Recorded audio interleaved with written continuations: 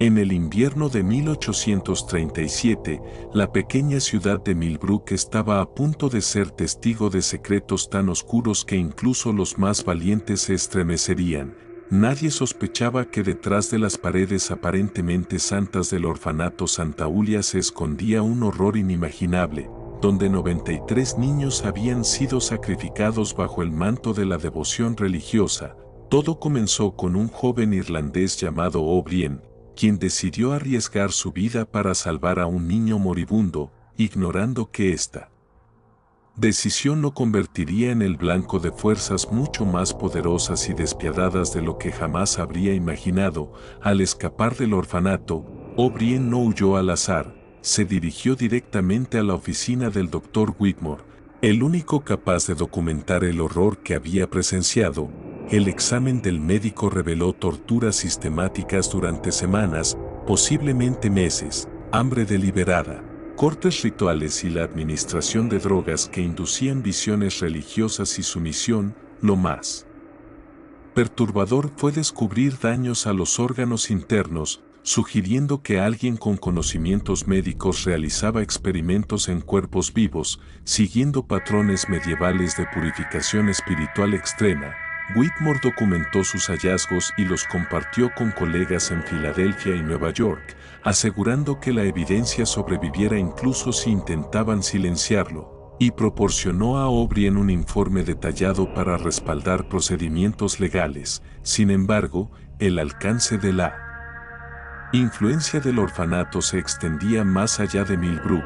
Representantes de la diócesis de Filadelfia llegaron, presentando documentos falsificados que señalaban a O'Brien como criminal, lo suficiente sofisticados para convencer a autoridades locales de arrestarlo. O'Brien tuvo que huir, pero antes compartió su historia con personas de confianza, incluyendo a Timothy Fletcher, quien finalmente habló sobre lo que había presenciado en la capilla del orfanato. Sus testimonios se corroboraron entre sí, haciendo imposible descartar sus relatos. La madre de Timothy, Mrs. Fletcher, inicialmente incrédula, comenzó a investigar en secreto, documentando inconsistencias en historias de las monjas, patrones de niños desaparecidos y registros financieros sospechosos. Descubrió correspondencia de Sister Margaret Clark con extremistas europeos, detallando métodos de purificación sistemática de almas inocentes mediante drogas, procedimientos quirúrgicos y tortura psicológica. Según las cartas, Margaret Clare había purificado 37 niños en sus primeros 2 años y planeaba expandir sus operaciones. Padre Kellerman no solo era cómplice sino arquitecto intelectual, justificando teológicamente el asesinato de niños como la forma más alta de caridad y visión divina. Mrs. Fletcher comprendió que presentar evidencia a autoridades locales sería inútil. Los mismos poderes que habían desacreditado a O'Brien y silenciado a Whitmore destruirían sus pruebas. Su oportunidad llegó con la llegada del periodista Edward Harrington del Philadelphia Inquirer, famoso por investigar corrupción en instituciones religiosas. Harrington comenzó a rastrear antecedentes y registros financieros, descubriendo que Kellerman había sido expulsado de Baviera por extremismo teológico y que Margaret Clark era una ex estudiante de medicina que había asumido la identidad de una monja irlandesa fallecida, usando credenciales falsas para infiltrarse en instituciones religiosas europeas antes de llegar a América.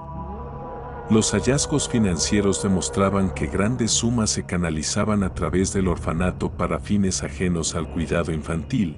Harrington recibió amenazas y fue atacado físicamente, pero continuó colaborando con Mrs. Fletcher para compilar un dossier que documentaba correspondencia con extremistas europeos, registros financieros, evidencia médica y testimonios de testigos. La confesión de Sister Catherine, la monja más joven, reveló detalles tan horribles que Harrington tuvo que detener entrevistas varias veces. Catherine describió cómo los niños eran seleccionados según su potencial espiritual y sometidos a privación de sueño y hambre, administración de drogas, enseñanzas religiosas y finalmente mutilaciones rituales mientras estaban conscientes pero drogados. Todo para aumentar su sufrimiento y la potencia espiritual de su muerte. Los cuerpos se enterraban bajo la capilla, con cruces de madera marcando cada alma purificada. Catherine también expuso la red de apoyo, incluyendo funcionarios de la iglesia en Filadelfia que guiaban teológicamente los asesinatos y familias adineradas que financiaban lo que creían un proyecto misionero secreto. El orfanato también servía de entrenamiento para replicar estos métodos en otras instituciones del país. Harrington planeó publicar simultáneamente en varios periódicos para impedir la censura. Sin embargo, la conspiración reaccionó, su habitación fue registrada, notas robadas y recibía amenazas específicas de muerte. La desaparición de Sister Catherine fue un punto de inflexión. Había sido asesinada para parecer suicidio inducido por melancolía religiosa. Su muerte, demasiado conveniente para ignorarse, proporcionó a Harrington la pieza final para demostrar la disposición del orfanato a eliminar a cualquiera que amenazara su operación. Con evidencia en mano y medidas de protección listas, Harrington se preparó para exponer lo que podría ser uno de los mayores escándalos en la historia de América. La publicación simultánea de su investigación en marzo de 1839 causó un escándalo mediático imposible de suprimir, provocando investigaciones federales y audiencias congresionales. La gente se reunió frente al orfanato exigiendo respuestas sobre los 93 niños desaparecidos que German y Margaret Clare intentaron huir, pero fueron capturados por mariscales federales, revelando cámaras subterráneas, instrumentos quirúrgicos, drogas y registros detallados de cada niño asesinado, incluyendo sus últimas palabras y rituales de mutilación.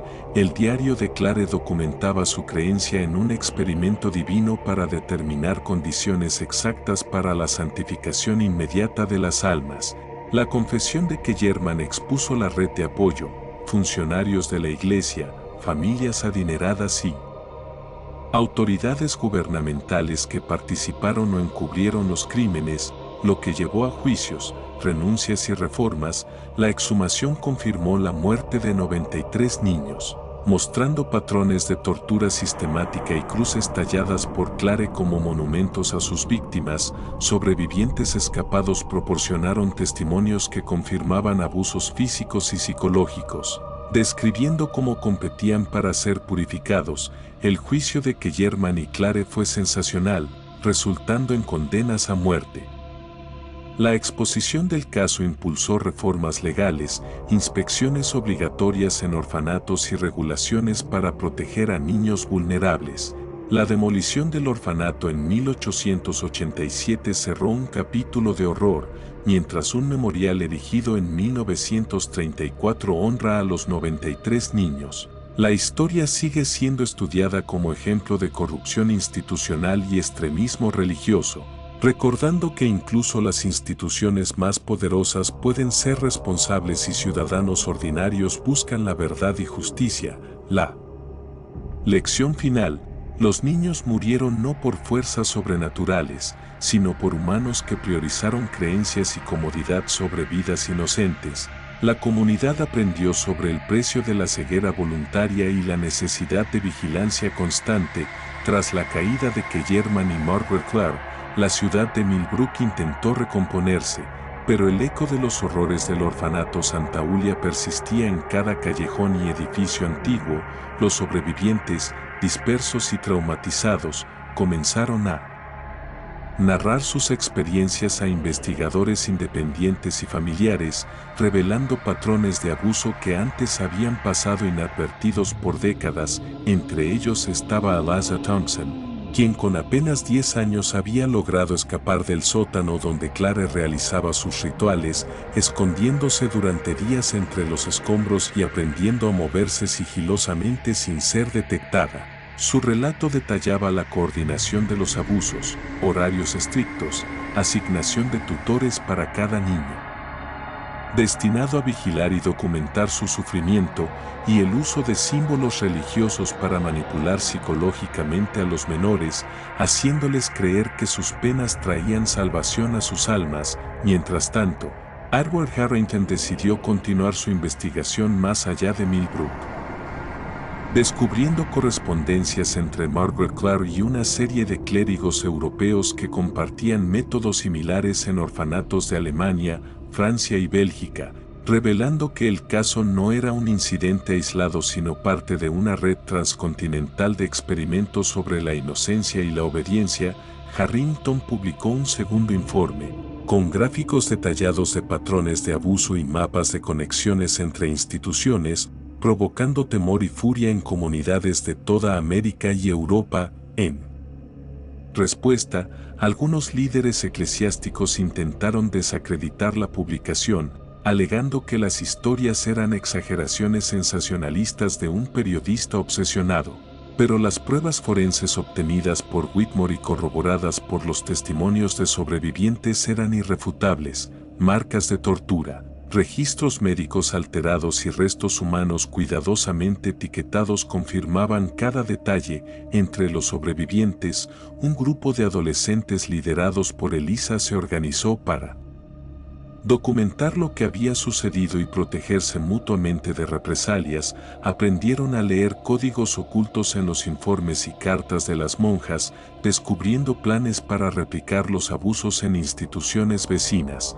Su estrategia consistía en recopilar evidencia y distribuirla discretamente a personas de confianza, incluyendo periodistas, jueces y políticos. Mientras tanto, un antiguo mayordomo del orfanato, Samuel Carrigan, que había presenciado los rituales pero temía por su vida, decidió finalmente hablar, proporcionando diarios y anotaciones que describían reuniones secretas entre Margaret Clark y clérigos europeos, listas de niños seleccionados y rituales exactos realizados para incrementar su sufrimiento antes de la muerte. El material revelaba la existencia de una especie de manual de purificación utilizado por Clare y Kellerman, incluyendo fórmulas químicas, técnicas de privación de sueño y métodos para inducir alucinaciones y obediencia ciega.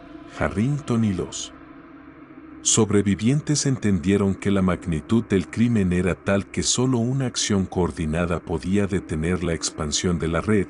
Crearon una alianza secreta con autoridades federales, quienes, tras meses de infiltración, descubrieron depósitos de drogas, cámaras ocultas y registros médicos de cientos de niños en toda la región.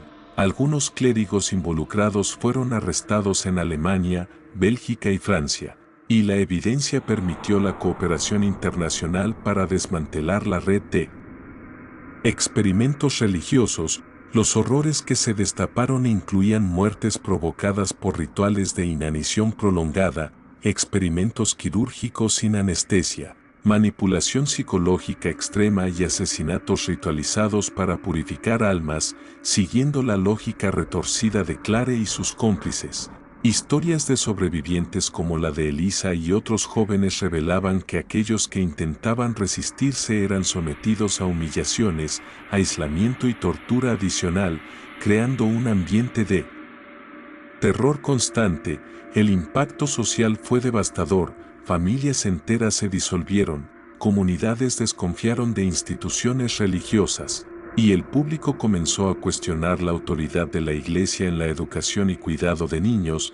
Harrington publicó un libro titulado Almas Perdidas, la verdadera historia de Santa Julia, detallando la vida de Clare y Kellerman, sus métodos, la red de cómplices y la experiencia de los sobrevivientes. El libro provocó debates acalorados en Europa y América, y contribuyó a reformas en leyes de protección infantil y supervisión de instituciones religiosas. La ciudad de Millbrook se convirtió en símbolo de vigilancia y memoria histórica, con placas conmemorativas, conferencias académicas y programas educativos para asegurar que los horrores de Santa Julia no se repitieran. Los sobrevivientes, a pesar de sus traumas, asumieron roles activos en la defensa de niños, fundando asociaciones y centros de apoyo y utilizando sus experiencias para educar sobre La importancia de la transparencia, la vigilancia ciudadana y la denuncia de abusos, la historia de Santa Ulia se transformó en un relato de resiliencia y justicia,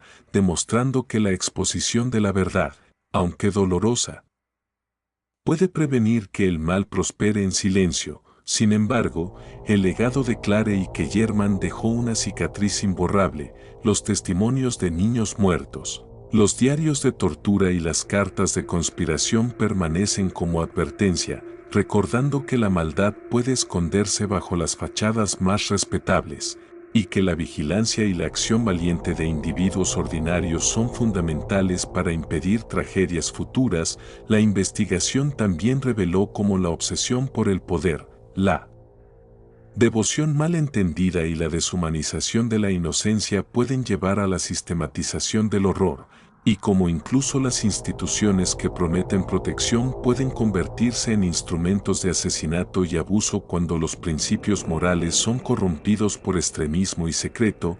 Los informes completos de Whitmore, Harrington y los sobrevivientes fueron finalmente archivados en la Biblioteca Nacional, accesibles a investigadores, historiadores y defensores de derechos humanos, asegurando que las lecciones aprendidas no se perdieran con el tiempo y que los nombres de los 93 niños y cientos de víctimas indirectas nunca fueran olvidados. A medida que los años pasaron, la memoria de Santa Ulia se mantuvo viva a través de películas, libros, conferencias y documentales, recordando a generaciones posteriores la importancia de la vigilancia, la valentía individual y la justicia frente a instituciones corruptas. Los horrores de Millbrook se transformaron en un caso de estudio global sobre psicología de abuso, corrupción institucional y estrategias de prevención, consolidando la historia de Santa Ulia como una advertencia perenne y una guía para proteger a los más vulnerables en cualquier sociedad. La exposición de los horrores de Santa Ulia no detuvo la sombra de Clare y Kellerman, que aún parecía perseguir cada rincón de Millbrook, mientras los sobrevivientes lidiaban con traumas profundos y pesadillas recurrentes que los recordaban a diario de lo que habían vivido. Eliza Thompson, ahora adolescente, lideraba un pequeño grupo de jóvenes investigadores que habían aprendido a combinar evidencia física con testimonios detallados y técnicas de vigilancia discreta. Siguiendo los pasos de Harrington, su objetivo era desentrañar la extensión real de la red internacional que Clare había construido, descubriendo documentos codificados y cartas que describían planes para trasladar niños a otros países y continuar experimentos incluso después de la caída de los líderes del orfanato. A medida que analizaban estos materiales, emergió la figura de un misterioso intermediario conocido solo como M, quien había coordinado envíos y comunicaciones entre clérigos europeos y agentes locales en Millbrook. Cada encuentro, cada intercambio de cartas y paquetes, revelaba un patrón sofisticado de manipulación y control que combinaba amenazas físicas, psicológicas y religiosas, mostrando cómo la corrupción y la maldad podían institucionalizarse de manera sistemática. Mientras tanto, Harrington y Whitmore comenzaron a rastrear la cadena de transporte de niños desaparecidos, descubriendo rutas secretas que conectaban orfanatos en Estados Unidos con conventos y escuelas en Alemania, Bélgica y Francia. Testimonios de conductores y trabajadores involucrados, muchos de los cuales habían actuado bajo coacción, revelaban viajes nocturnos, documentos falsificados y habitaciones ocultas donde se mantenía a los niños antes de enviarlos a nuevos destinos, reforzando la magnitud del crimen y el nivel de planificación detrás de cada movimiento. Entre los sobrevivientes que se habían unido a Eliza, algunos desarrollaron habilidades de codificación y descifrado de mensajes, permitiendo reconstruir patrones en los diarios de Clare y Kellerman que señalaban rituales repetidos, métodos de tortura psicológica y física, y reglas estrictas para los cómplices. La investigación descubrió que estos rituales no solo eran un método de control sino también un experimento sistemático para estudiar la obediencia y la resiliencia de la mente infantil. generando datos aterradores que fueron compartidos entre clérigos europeos en documentos clandestinos. La tensión aumentó cuando el grupo descubrió un conjunto de grabaciones ocultas que documentaban confesiones forzadas de niños, describiendo experiencias de sufrimiento extremo, aislamiento, hambre, exposición al frío y violencia ritualizada, incluyendo casos de muerte inducida bajo la justificación de purificación espiritual. Estos materiales demostraban que Clare y que German habían desarrollado una especie de arquitectura del horror, un sistema de abuso meticulosamente planeado que combinaba miedo, manipulación psicológica y ritualización para maximizar el control sobre los menores y estudiar su capacidad de resistencia. Los investigadores enfrentaron dilemas morales profundos, la necesidad de exponer la verdad sin revictimizar a los sobrevivientes, la presión de proteger fuentes y la amenaza constante de represalias de individuos que aún mantenían influencia en la comunidad religiosa y social. A pesar de esto, lograron filtrar información cuidadosamente a medios de comunicación internacionales, provocando un escándalo global que obligó a gobiernos a iniciar investigaciones independientes y reforzar la protección infantil en todas las instituciones religiosas. La repercusión mediática reveló que el alcance de los crímenes de Santa Julia incluía no solo tortura física y psicológica, sino también manipulación sistemática de identidades y documentación, creando un entramado que permitía desaparecer y reemplazar la existencia de los niños sin dejar rastros inmediatos. Entre los sobrevivientes, algunos comenzaron a enfrentarse con la idea de venganza, mientras otros optaron por canalizar su trauma en activismo y educación, desarrollando talleres para entrenar a adultos y autoridades en la detección de abusos y en la protección de menores en entornos institucionales. Elisa, particularmente, se convirtió en un símbolo de resiliencia y liderazgo, guiando a su grupo a través de investigaciones peligrosas, infiltrándose en archivos, descifrando códigos y reuniendo testimonios, mientras mantenía la comunicación con Harrington y Whitmore, quienes coordinaban acciones legales y aseguraban la preservación de la evidencia. A medida que los investigadores profundizaban en los archivos, se revelaron planes para crear centros de investigación infantil que combinaban educación con experimentación psicológica y física, indicando que la filosofía de Clare y que German había inspirado a seguidores más allá de Millbrook. Este descubrimiento impulsó operaciones encubiertas para identificar y cerrar estas instalaciones antes de que pudieran infligir daño adicional, trabajando en colaboración con policías internacionales, expertos en derechos humanos y activistas. Cada nuevo hallazgo aumentaba la comprensión de cómo la combinación de poder, religiosidad mal entendida y secretismo institucional podía transformarse en un mecanismo de tortura sistemática, y cómo la obediencia ciega podía ser manipulada desde la infancia para servir intereses perversos de control y experimentación. A pesar de los horrores revelados, los investigadores continuaron encontrando historias de coraje, resistencia y solidaridad entre los niños sobrevivientes, quienes arriesgaron sus vidas para ayudar a otros, documentando abusos y creando redes de protección mutua. Estos relatos, a veces desgarradores, servían como testimonio de que incluso en las circunstancias más extremas, la humanidad y la valentía podían florecer, ofreciendo un rayo de esperanza en medio de la devastación.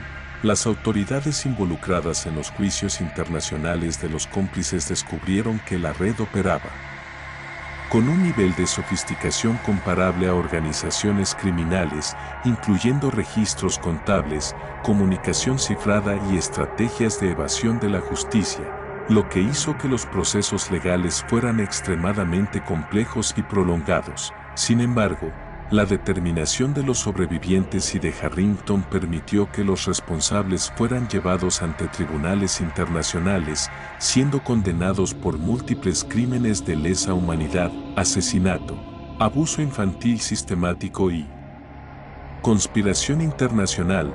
marcando un precedente histórico en la protección de menores y la persecución de delitos transnacionales relacionados con instituciones religiosas. La historia de Santa Ulia, documentada en libros, archivos, testimonios y registros judiciales, se convirtió en un caso de estudio esencial sobre el abuso institucional, la resiliencia infantil y la importancia de la acción valiente frente al mal organizado, consolidando la memoria de los niños desaparecidos y asegurando que las lecciones aprendidas perduraran para futuras generaciones.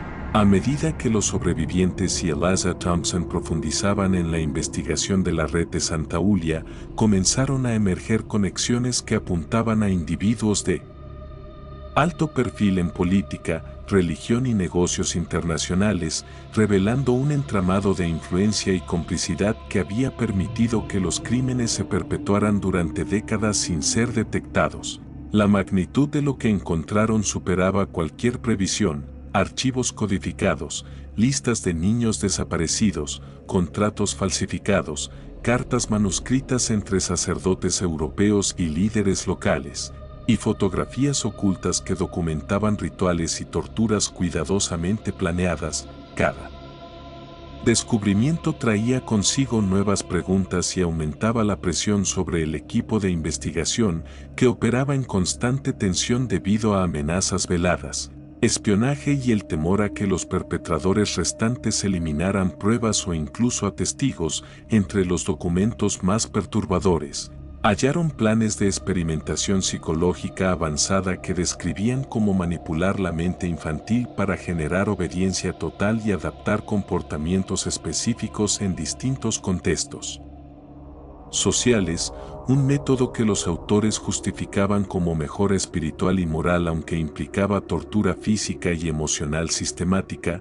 Los investigadores comenzaron a reconstruir rutas secretas de transporte de niños, descubriendo túneles subterráneos, vehículos camuflados y almacenes ocultos donde se retenía a los menores antes de enviarlos a otros países, a menudo bajo identidades falsas y con registros médicos falsificados. Las revelaciones impactaron incluso a los miembros del grupo más endurecidos, testimonios de niños que habían sobrevivido a noches de aislamiento extremo, hambre, golpes, privación del sueño y rituales de control mental demostraban la crueldad meticulosa de Clare y que German y de sus colaboradores.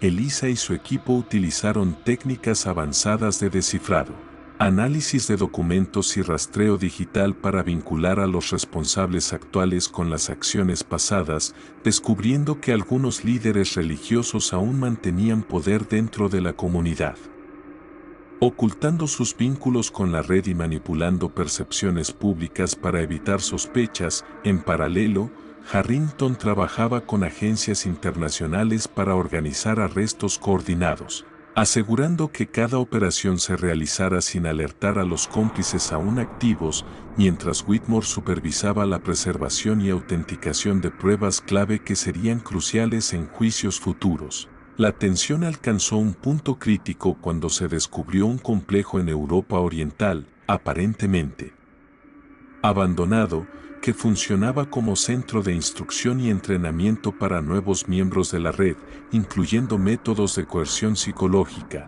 manipulación de testimonios y rituales de iniciación que involucraban abuso extremo de menores. El equipo de investigación tuvo que infiltrar el lugar con cuidado extremo, enfrentando sistemas de seguridad, trampas y vigilancia avanzada, para recopilar pruebas y rescatar a los niños que aún permanecían allí.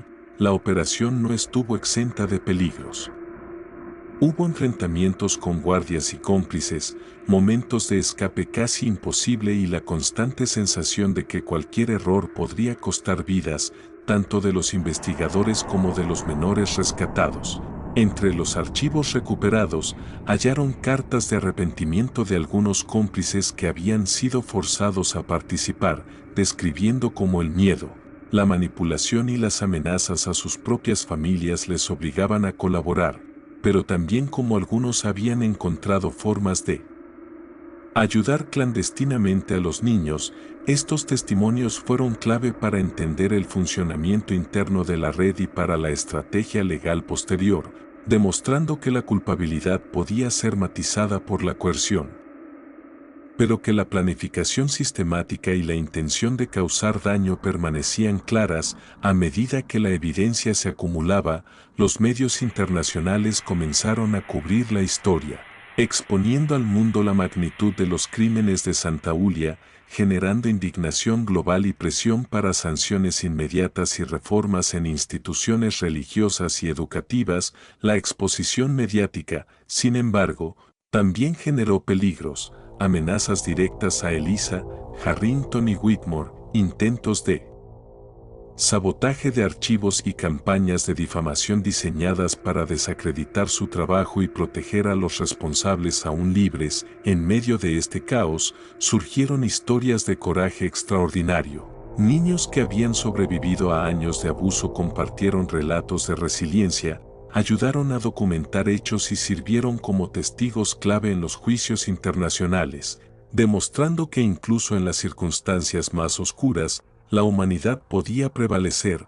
La investigación también reveló la existencia de fondos ocultos, transferencias bancarias ilícitas y propiedades adquiridas con recursos provenientes de la explotación infantil, lo que permitió a las autoridades congelar activos, interrumpir operaciones y cortar las vías financieras que sostenían la red. A nivel psicológico, los investigadores tuvieron que enfrentar efectos secundarios severos debido a la exposición constante a testimonios de tortura y documentos gráficos. Insomnio, ansiedad, pesadillas y estrés postraumático se convirtieron en parte del costo personal de perseguir la verdad, pero la determinación de hacer justicia y proteger a los sobrevivientes les permitió seguir adelante. En los juicios internacionales, los abogados presentaron una combinación de evidencia documental, testimonios de supervivientes, análisis forense y registros digitales, estableciendo un caso sólido que resultó en condenas históricas por múltiples crímenes de lesa humanidad, abuso sistemático infantil y conspiración internacional. La cobertura mediática y la repercusión legal no solo aseguraron justicia para las víctimas, sino que también generaron un cambio duradero en la política de protección infantil, reformas en la supervisión de instituciones religiosas y educativas, y una conciencia global sobre los peligros de la obediencia ciega y el secretismo institucional. Finalmente, la historia de Santaulia se convirtió en un ejemplo extremo de cómo la combinación de poder, manipulación religiosa y secretismo puede transformarse en un mecanismo de abuso sistemático, y cómo la valentía, la resiliencia y la acción coordinada pueden desmantelar incluso las redes más oscuras, dejando un legado de esperanza, justicia y aprendizaje para futuras generaciones que buscarán proteger a los más vulnerables. Con la acumulación de pruebas y el testimonio de los sobrevivientes, la fase final de la investigación de Santaulia se convirtió en un torbellino de tensión, expectativa y peligro. Eliza Thompson, Harrington y Whitmore sabían que cada paso podía desencadenar represalias, que cada documento desenterrado podía alterar la vida de alguien y que la verdad que estaban a punto de revelar tenía el poder de sacudir a gobiernos, iglesias y familias poderosas. Los juicios internacionales comenzaron con una audiencia preliminar que reunió a las víctimas, testigos, abogados y expertos forenses, todos bajo estricta protección. Mientras el mundo observaba con asombro y horror, las salas de tribunal estaban llenas de fotografías, cartas, vídeos, grabaciones de audio y documentos cifrados que habían sido descifrados después de años de investigación. Cada pieza de evidencia contaba una historia de sufrimiento, manipulación y resistencia, y juntas formaban un mosaico completo de la red criminal que operaba bajo el velo de la religión y el poder. Los acusados, incluyendo a los líderes históricos de la red, miembros de la jerarquía eclesiástica y operadores financieros, enfrentaron cargos que iban desde abuso infantil sistemático hasta conspiración internacional, tráfico de menores, tortura, asesinato y lavado de dinero, mientras que algunos intentaron, sin éxito, desacreditar a los testigos mediante campañas de intimidación. amenazas legales y desinformación mediática. La presión sobre los investigadores y los sobrevivientes era inmensa. Sin embargo, cada testimonio valiente añadía claridad y peso a las acusaciones, revelando no solo los horrores cometidos, sino también los mecanismos de control psicológico, coerción y manipulación que habían mantenido a la red activa durante décadas. Durante las sesiones del juicio, se escucharon relatos desgarradores de niños que habían sobrevivido a confinamiento extremo, tortura ritualizada, privación de sueño y abuso físico y emocional, algunos narrando cómo habían encontrado pequeñas grietas de esperanza, alianzas secretas y momentos de solidaridad entre ellos, lo que les permitió resistir y, eventualmente, sobrevivir. Los abogados defensores intentaron argumentar coerción, manipulación de conciencia y obediencia religiosa como atenuantes, pero la combinación de evidencia documental, registros financieros y testimonios forenses demostró la planificación meticulosa y la intención consciente de infligir daño, eliminando la posibilidad de absolución basada en justificaciones éticas o religiosas. Mientras los juicios avanzaban, las investigaciones paralelas permitieron identificar cómplices que habían estado ocultos durante años, intermediarios en el transporte de menores, médicos que falsificaban registros, sacerdotes que instruían a niños en rituales de obediencia y comunidades enteras que mantenían secretos colectivos, todos ellos sujetos a arresto y procesamiento internacional. A nivel global, la exposición mediática generó debates intensos sobre responsabilidad institucional, vigilancia de organizaciones religiosas, protección infantil y la importancia de políticas internacionales que impidieran que redes similares surgieran nuevamente. El impacto psicológico en los investigadores, aunque significativo, se manejó mediante apoyo profesional, terapia y redes de contención. Sin embargo, la constante confrontación con la brutalidad humana dejó cicatrices duraderas, recordando que perseguir la verdad y la justicia conlleva un precio personal elevado. En un giro sorprendente, algunos exmiembros de la red decidieron colaborar plenamente, entregando nombres, ubicaciones y estrategias, lo que permitió desmantelar operaciones en varios países, rescatar a menores aún desaparecidos y cerrar canales financieros que habían sostenido la explotación.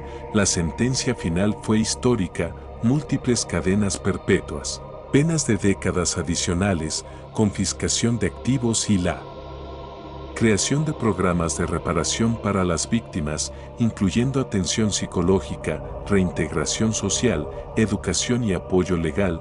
Los sobrevivientes, ahora adultos, se convirtieron en defensores de derechos infantiles, narradores de su experiencia y símbolo de resiliencia. Sus historias se documentaron en libros, documentales y foros internacionales, asegurando que la memoria de Santa Julia sirviera como advertencia y enseñanza. Eliza Thompson recibió reconocimiento internacional por su labor incansable, pero también sufrió ataques personales y amenazas que la acompañarían por años. Harrington y Whitmore continuaron trabajando en la protección de menores y la investigación de redes criminales, usando la experiencia adquirida para prevenir que otros sufran lo que los niños de Santa Julia padecieron. En el cierre de todo el caso, se reveló un último conjunto de documentos, diarios personales de Clare y Kellerman, que reflejaban su visión distorsionada del mundo, sus justificaciones morales y su obsesión por el control, proporcionando un ensayo perturbador sobre cómo la mente humana puede racionalizar la crueldad extrema. La conclusión final de la historia de Santa Julia dejó un mensaje contundente: incluso en los entornos más oscuros, la valentía, la resiliencia y la acción decidida pueden prevalecer sobre la corrupción, el miedo y la violencia sistemática. La justicia puede tardar años en llegar, pero cuando lo hace, puede transformar vidas, establecer precedentes y ofrecer una luz de esperanza en medio de la desesperación más profunda.